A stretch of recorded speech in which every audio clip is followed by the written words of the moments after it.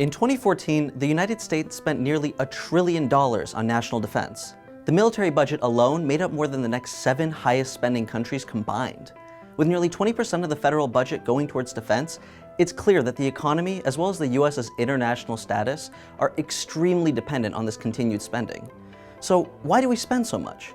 What exactly is the military-industrial complex? Well, the term is most attributed to President Dwight D. Eisenhower. He was one of the highest-ranked generals in US history and served during World War II. As he left office in 1961, he advised that military power was necessary to maintain peace. However, he warned against the military-industrial complex, or the self-perpetuating relationship between the economy, the military, and the government. In the mid-1940s, the US government began shifting away from producing all of their own military equipment. Instead of attempting to create monopolized government industries, they started offering defense contracts to private companies. As military technology became increasingly complex, the amount of money the government was willing to spend increased as well.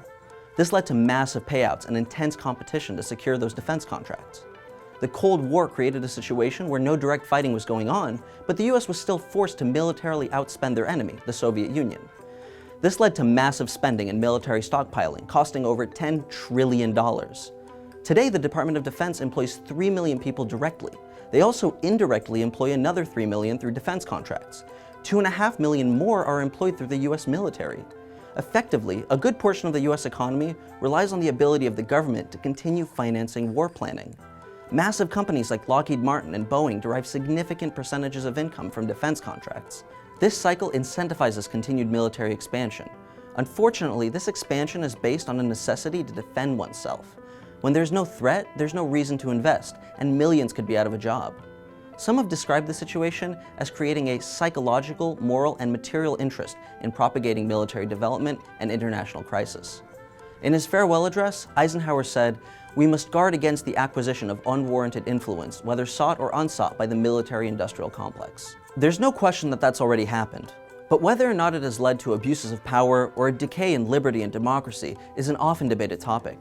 Considering the substantial impact of the military in the US's political, economic, and social process, it certainly seems like it may be too deeply ingrained to ever go back. If you want to learn more about how the military-industrial complex manifests itself in actual wars, check out our video on private defense contractors fighting overseas. Private military companies have been said to generate as much as $100 billion a year. However, according to both the Geneva Convention as well as the 2001 United Nations Mercenary Convention, the hiring of mercenaries in armed conflicts is expressly prohibited. Thanks for watching. Make sure to like and subscribe for new videos every day.